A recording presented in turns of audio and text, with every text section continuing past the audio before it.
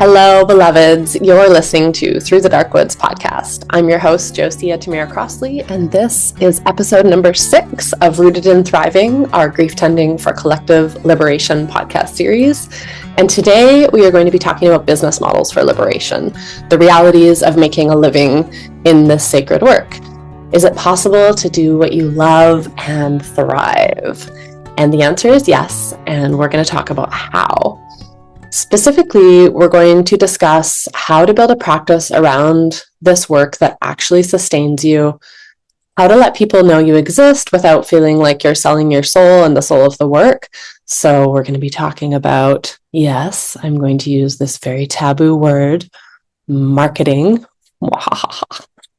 And I know some of you flinched a little at the word marketing because I've heard it from so many grief workers, therapists, counselors, coaches, that the very idea of marketing this work feels like a kind of dissonance, right? Because you came to this path because you were called, because probably you walked through your own dark woods of grief and you know in your bones what it means to have someone hold a lantern for you in that time.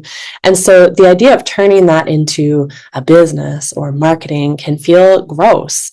And marketing can be gross, right? We've all seen it and felt it, the sleazy door-to-door vacuum salesman vibe. And that has very much translated into the online world in the last, I would say, 15 years. So there's a lot of gross marketing out there, right? But here's what I want to offer you today.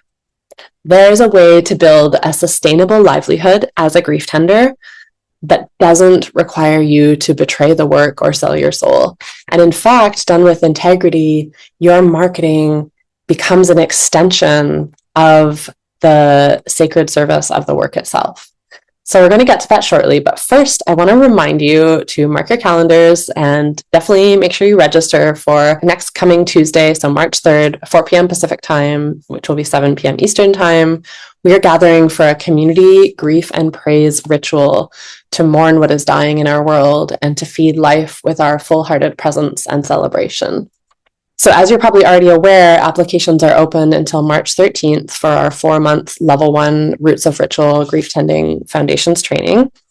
And we start on March 24th. And I've just been really feeling into okay, what questions or hesitations are those of you who are considering joining the training maybe having right now? And how can I best address what might be coming up for you? So you might be asking yourself, is this really for me? Can I really hold this kind of deep, intense space for grief, or will it feel like too much? Is it possible to feel nourished by this work? Does what you teach actually work, Josia? How is this different from other models of working with grief? Right? And so lots of questions. And I also think it can be intimidating to consider facilitating this work, right? I feel like that's a really big piece for a lot of people. And so then I thought, what could be better than offering you an experience of how we hold space here at Dark Woods of Grief so that you can feel it for yourself.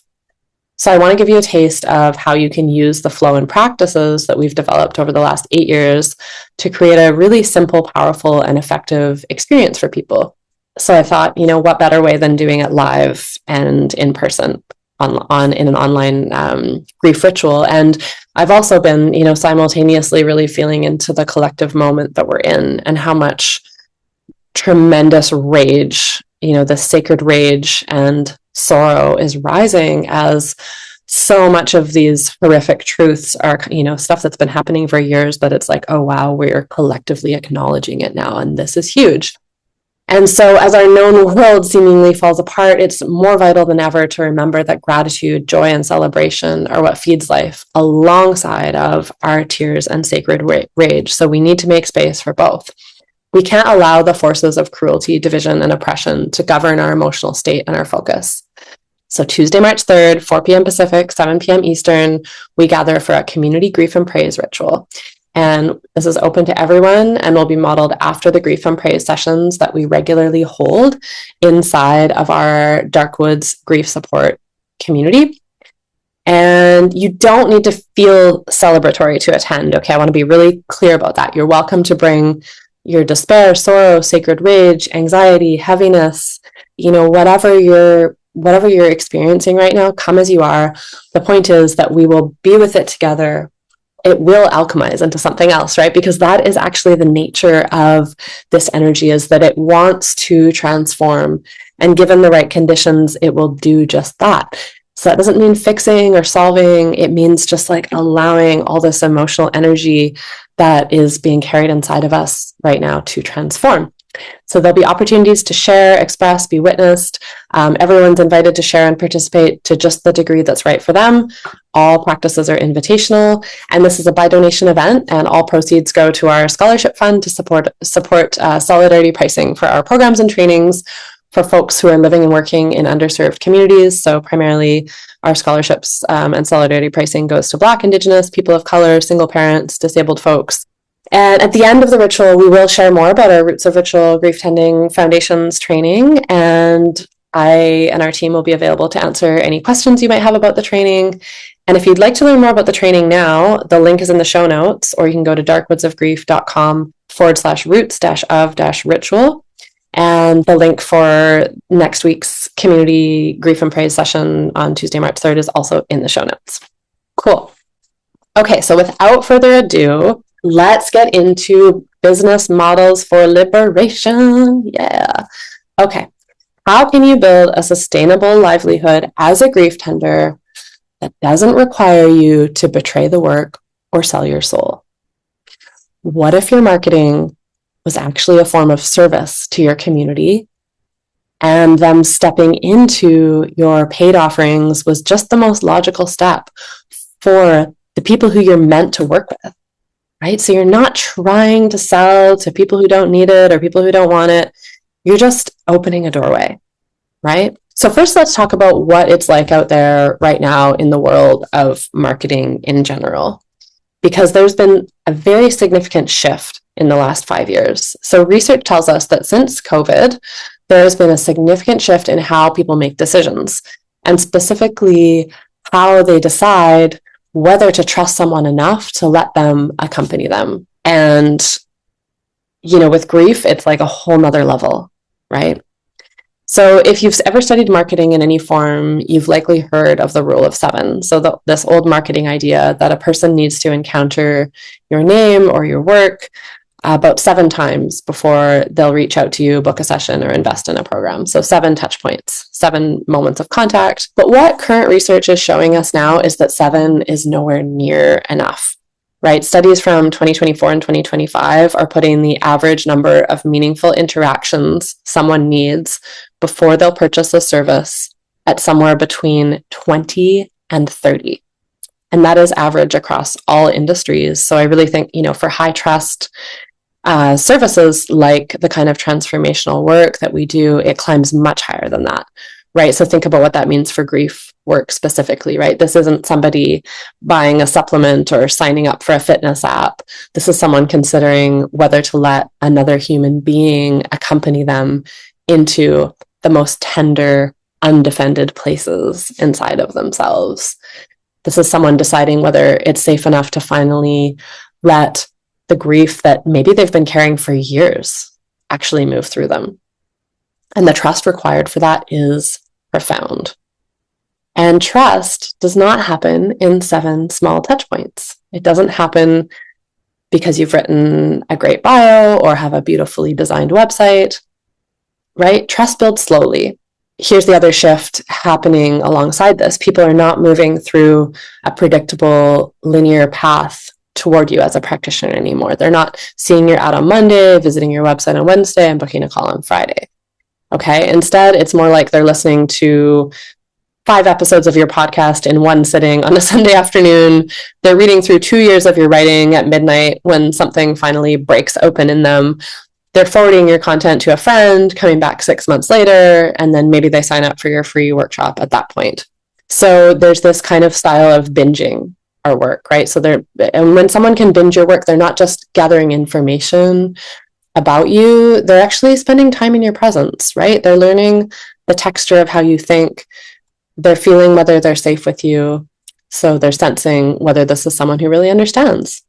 And for those of us doing grief work, this changes everything about how we think about our presence in the world, right? Every interaction matters, and we need to be available for more. So if it takes 20, 30, or sometimes 50 or more meaningful encounters before someone will trust you enough to invest deeply, what does that actually look like in practice? How do you create that many touch points without burning out, right? Without just having to constantly feel like you're on this like hamster wheel of content creation that feels hollow, right? We don't want that. And so this is where I want to introduce what I think of as like a teaching model for grief tenders. And this is really important because it's where your marketing actually becomes a sacred service for the world. And I learned this model from one of my first business mentors many years ago, but I think it's still super effective, if not more so these days. And the premise is simple. You don't need to be an expert, okay? You speak from, teach from what you love most about what you do, okay? And that teaching is your marketing. What you love, what you know. So it's not content about grief in the abstract, listicles, 5 signs that you're avoiding your grief, or motivational quotes or poetry over beautiful photos. Though, those can be nice sometimes too. There's nothing wrong with that. But I'm talking about like genuinely sharing and teaching from your heart. So you share the part of this work that lives deepest in you, the framework or the practice or the understanding that when you discovered it, it changed how you held everything, right? So for some of you, that might be the initiatory nature of grief, the idea that loss is not a problem to be solved, but a passage to be entered. For others, it might be the body's role in grief, the somatic intelligence that knows things that the mind can't articulate. For others, it might be the communal dimension, right? The way our culture has privatized grief and what it looks like to return it to the collective. And for others, it might be the mythological layer, the underworld traditions, the stories that have always held this territory. And if you've been following me for a while, then you've definitely seen me teach about these things, but there's so much more that I haven't even scratched the surface of yet, right? Because the field of grief work it's so vast, and like everybody's experience of grief is actually totally different. And then there's like kind of affinity groups within grief of like different types of grief that people have experienced, right? And so your journey is going to be unique, and where you can share from and teach from is going to be totally unique to you. And so you'll likely find your niche within the niche. So grief work is a niche, but you're going to have a niche within the niche as you step deeper into the work. And whatever it is for you, that is where you teach from. And when you teach it regularly, when you teach it and share it regularly over time, something amazing happens, right? People don't just learn from you, but they start to trust you because you're not performing, right? You're not even trying to be an expert. You're sharing from your heart. And there's a difference that people can feel. And in grief work, especially, the felt sense of someone's authentic relationship to this material is everything, right? And each piece, each offering you make is a touch point. So every time you make it, maybe it's a podcast episode, or maybe it's email, maybe it's a Substack, maybe it's a workshop where you let people experience your way of being with this territory. And every time someone encounters you and is like, oh yeah, I feel felt, I feel got through your sharing, that's trust building. And here's the thing that I think is actually really exciting about this model, especially for those of you who are already, facilitators of some kind, or therapists or counselors or coaches, or those of you who have just, traveled deeply through your own grief journey. You already have the foundation for this, right? What you might not have, though, yet is a body of grief-specific teaching to draw from, a coherent framework, a language for this work that is distinct and deep enough that when you teach from it, people can feel it. And so that's where specialized training changes the game entirely. So there's a particular challenge I see with helping professionals who come into grief work through the back door, right? Or like, as Frances Weller calls it, the rough initiation, which is honestly probably most of us, right? You come to it maybe through counseling or social work or coaching or nursing, and somewhere along the way, grief found you, it called you, right? Probably through a personal experience that you had, and you followed it. And maybe you ended up working in the field with death work, or, maybe clients started coming to you who are grieving. But when it comes to building a practice around this work, and especially when it comes to teaching from it, many practitioners that I talk to describe kind of like a freeze there, right? They have a patchwork of training pieces from different traditions and modalities. And while it does all inform how they sit with clients, it doesn't necessarily kind of cohere into something that they can teach from with confidence.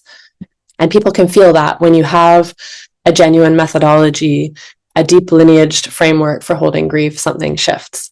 Suddenly you have an infinite well to draw from, and you can return to the same territory from different angles, and it never gets thin because there's so much there, right?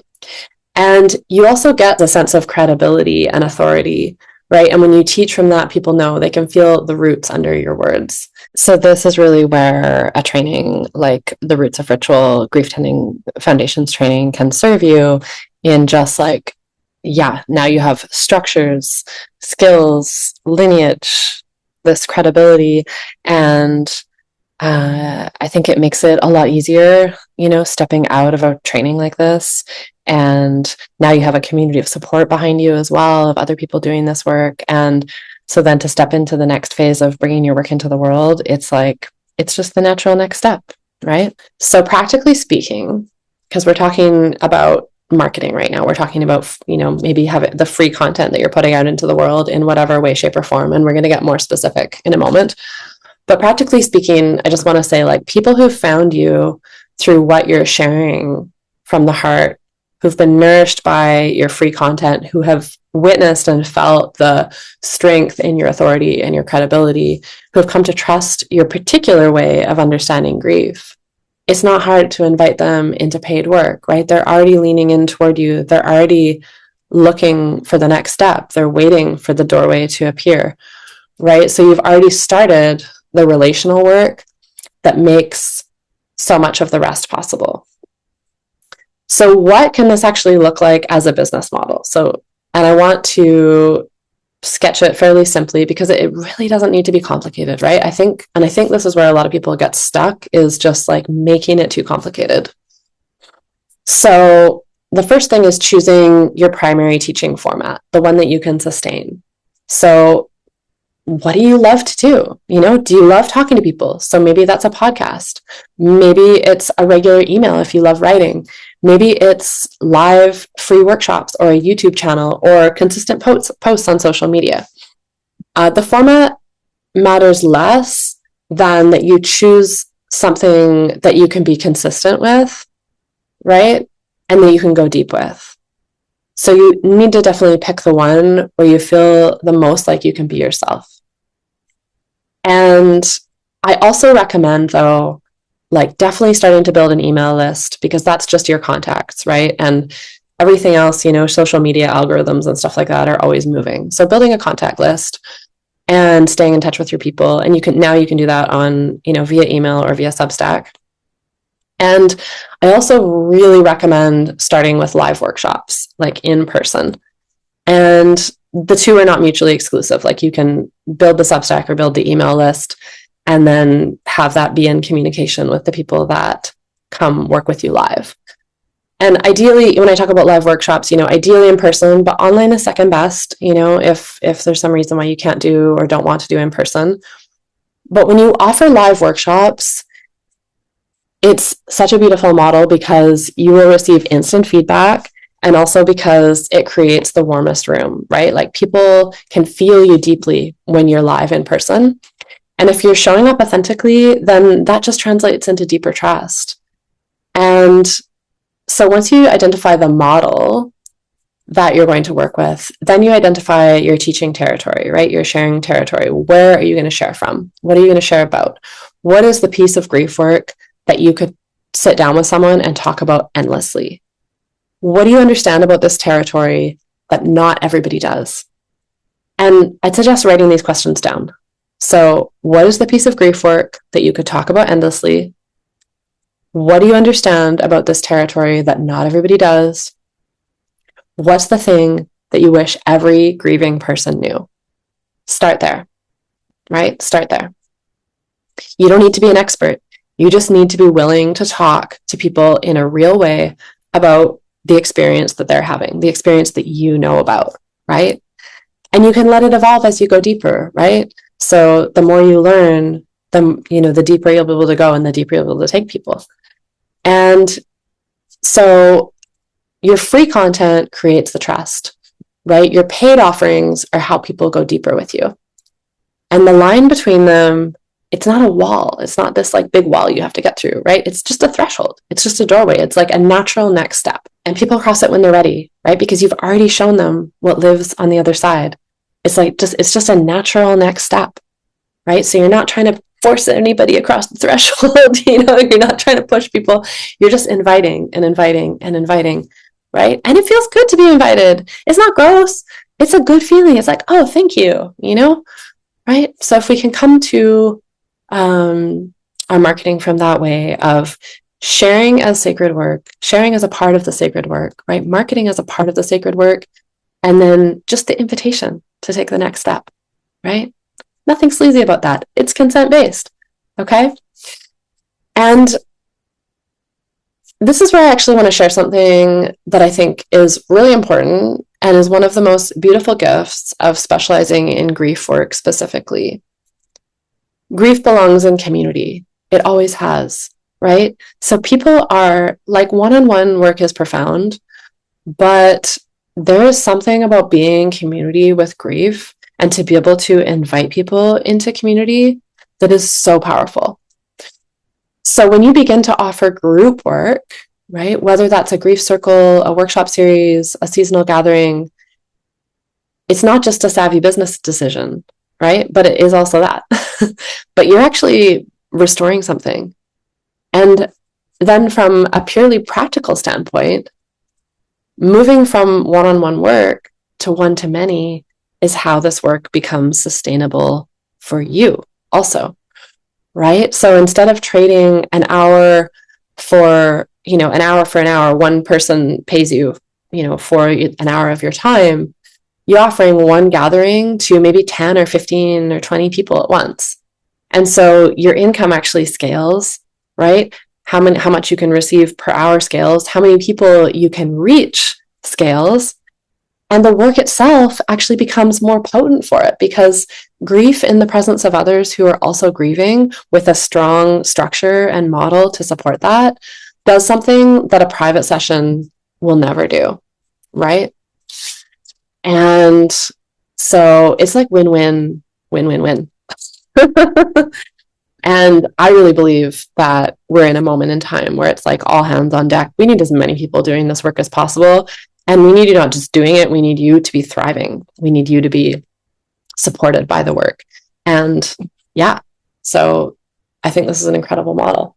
And it's a slow model in some ways, right? So it asks you to play a long game, right? It's not like, you put up one Facebook post and you have a room full of people. I mean, maybe it could be, but more likely it's like you are stepping into that sacred work of sharing from your heart and speaking from your heart and teaching from your heart, and that marketing as service first, right? And it's so sustainable to do it this way, right? Because you're generating engagement naturally, right? From the overflow of your actual relationship with this work, right? And for practitioners in the healing arts, that matters so much. You can't pour from an empty vessel and you can't market from a hollow center, right? But when your content comes from genuine love of the material, that love sustains you even as it serves others. And so the last thing I'll say about sustainability is that this model grows, right? So every piece of teaching that you put out into the world continues to work. So someone who discovers a piece of writing from a year from now will then maybe discover a whole bunch of your writing, right? Someone who discovers your podcast a year from now will find episodes that speak to them as if you made them yesterday, right? And a body of teaching accumulates. So it builds, and it is, in the sense, a practice, right? It's a kind of practice, something tended over time and deepening with age. But, so we're talking long game. But I want to talk about like, how do you bring money in like right away, right? Because I know that, for many of you, that might be the case, is like you're wanting to leave a soul sucking job, or maybe you're wanting to shift your practice from one-on-one to more of a group model sooner than later, right? And so you actually need, you need your business model to start sustaining you sooner than later. And so I want to share with you this really powerful strategy. So we're living in an age where collaboration beats competition hands down every time. And I really believe that this is the new path forward in the world of business, and particularly in the world of like making business sacred again, right? Collaboration, hands down. And so with grief work, here's the reality, like grief is everywhere, right? It moves through every clinic, every chiropractic or massage office, every physio room, every GP's waiting room, every naturopath's practice, every yoga studio. The people in those spaces are carrying loss, sometimes fresh, sometimes decades old, and it's showing up in their bodies and their lives in ways that their current practitioners might recognize, but often don't feel equipped to address, right? So say a chiropractor sees a client whose back pain started the year they lost their mother, and they're treating them, and their treatments are helping, but there's something deeper happening there, and they can see it.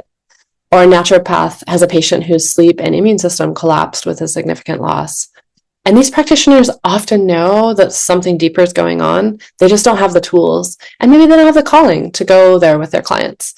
And that's not a failure. It's just an honest recognition of scope. Many of them would be genuinely relieved to send you their people because they want to help, even though they may not have the skills or the desire to work with grief specifically. And this is where you come in.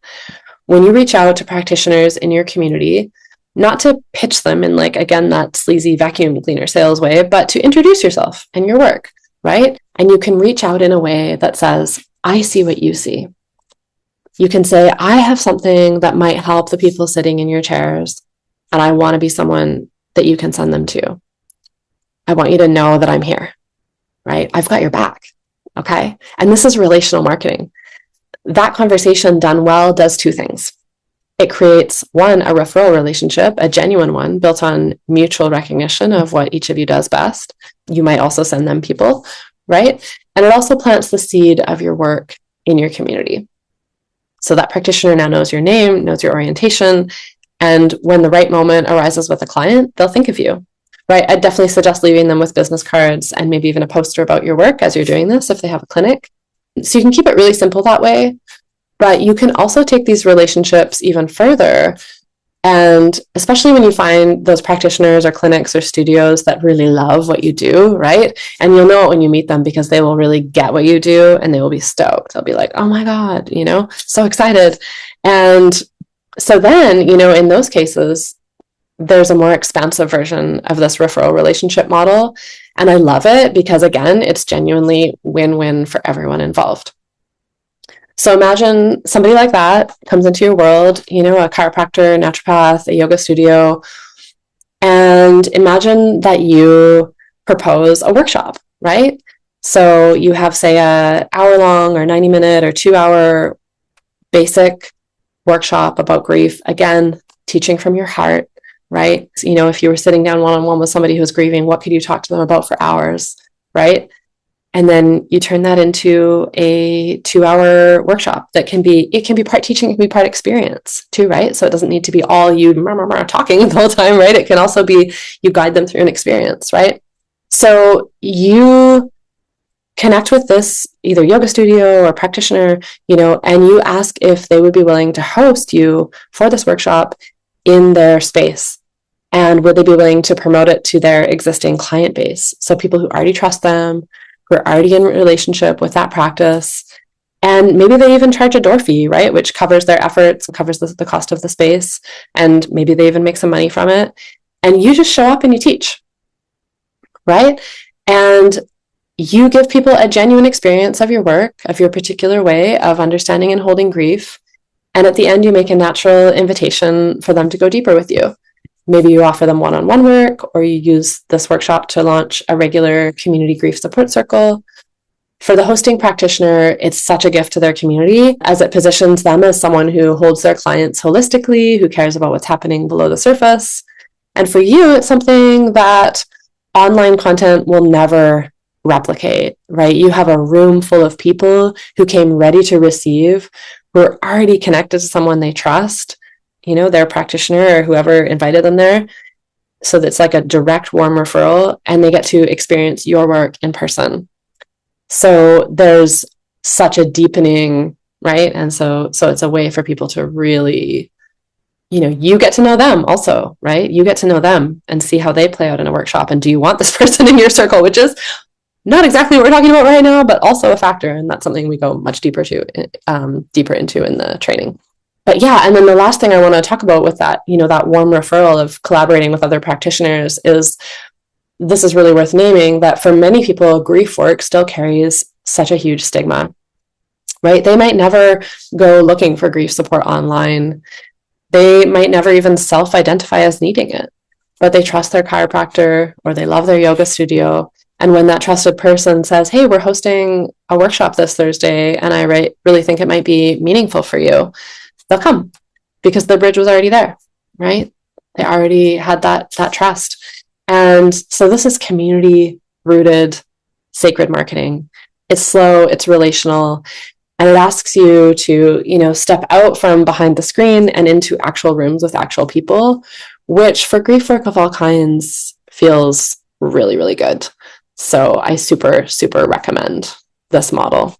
And it's also an incredible way to bring grief work into your own community, which I think is one of the places where we need it the most, is to be growing locally, right? Because it is so powerful when people in a local community can do this work together and be supported.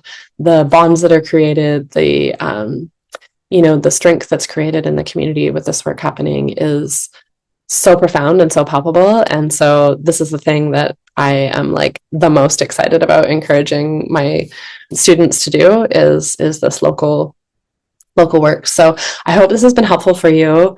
And one last quick reminder that on Tuesday, March 3rd, so next Tuesday at 4 p.m. Pacific, 7 p.m. Eastern, we gather for a community grief and praise ritual to mourn what's dying in our world and to feed life with our full-hearted presence and celebration. And yes, this is me practicing this model of offering from my heart, something that I see as being really needed right now, right? There's like so much grief and sacred rage moving through the world. So what could be more powerful than for us to gather in person, online together, and be with it together, and be with it inside of the structure of these beautiful grief and praise sessions that we have built over the last 8 years, because we know that structure is super powerful. We know that there's a kind of alchemy that happens inside that container, and I would love for you to be able to experience it with us. So I hope to see you there. Again, the link is in the show notes. And also, if you're interested in learning more about our Roots of Ritual Grief Tending Level 1 Foundations training, the link is in the show notes for that as well. Okay. Thank you so much. Have a beautiful rest of your day, and stay tuned for our final episode, which will be dropping on Friday, Deep Self-Care for Grief Tenders, because it is critical with this work that we are serving from a place of wholeness rather than depletion and burnout. So I look forward to talking to you about that. And until then, have an amazing